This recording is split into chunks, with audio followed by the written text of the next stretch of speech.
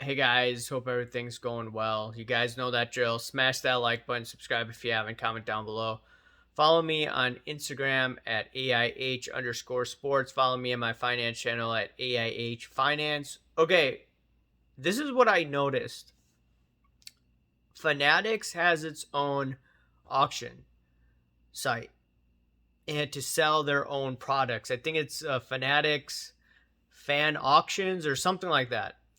It started in December of last year. I didn't even know that it started last year. I did go on their website and I did see some auctions, but I wasn't too interested in it. But then I thought to myself, wait a minute.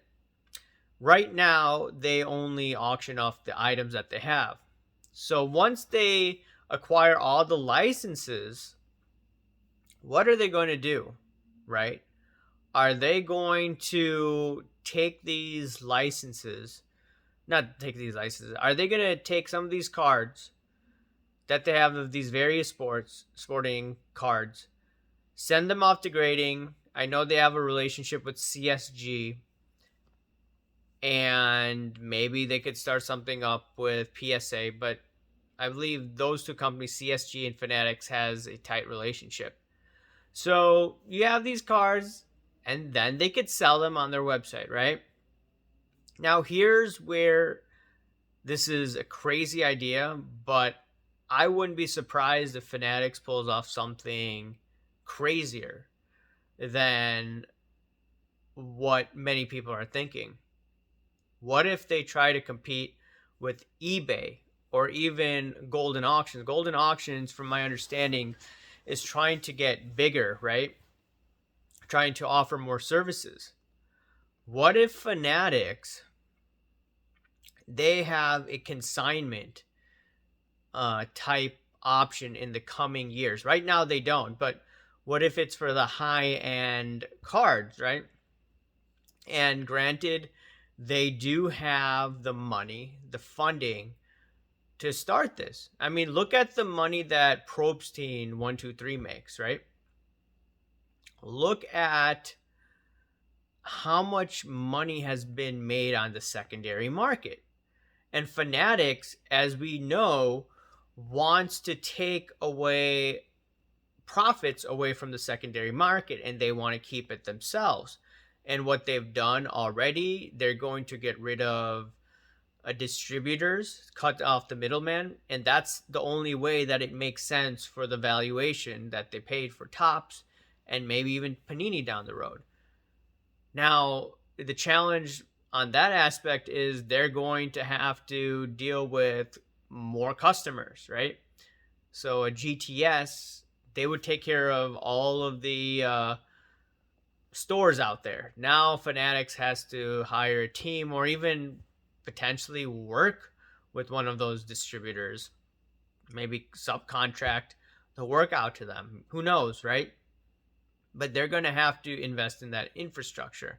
It may be a decent investment over time, but the I'm just thinking if they want to even make more money, if I'm Josh Luber and I'm trying to think of how can I increase top line revenue and how can you take away market share? And I believe the way you can do it is simply by starting your own consignment, dealing with high-end cars, not like the cheap $20-$30 cars. No, you're going to go to the high-end cars, but now then you have to get people who are trained in detecting fraud.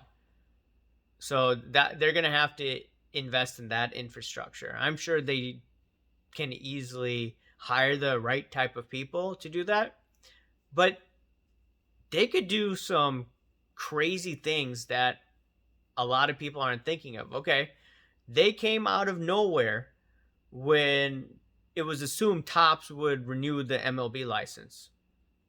But Fanatics just came in like that, like a hostile takeover. They got Topps. And then eventually they got the licensing of all the other sports, which I was shocked, right? Everyone was shocked that this happened. So if you're looking at that, you have to think, okay, what else will they do in this marketplace? And someone made a comment. This sounds crazy too. They could go tell people, hey, you need to be approved to sell Fanatics on the secondary market, right? What if they do something crazy like that? Fanatics based products. So if it's,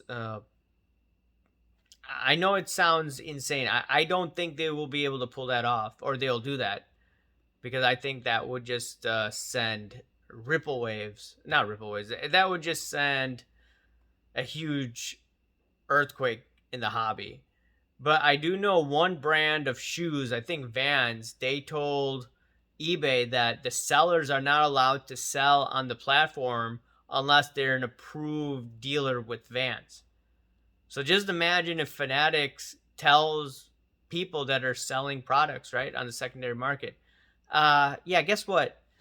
Only the approved dealers can do that. And there will be some approved dealers, but not too many. What happens then, right? That is a far-fetched situation, but someone brought it up in the comments section. Now, they could go whatever direction they want, but I think if they want to take the piece of the big pie, right? There's a lot of money in consignment. There's a lot of people that are selling cards, right? Even in a downturn economy, there's hundreds of millions of dollars in this, and they have a huge list, right? Just imagine everyone sees Fanatics, and in terms of marketing, they're like, oh yeah, let me go to them, right? Because a lot of people buy memorabilia from Fanatics, and they're like, oh, okay, yeah, let me send my cards to them, right? A lot of people, they don't care about the hanky-panky, right? There are some, obviously, you see in the comment section, but vast majority, they don't care. So I think Fanatics, here's a wild card situation. Fanatics can take a huge chunk of this market share for consignments.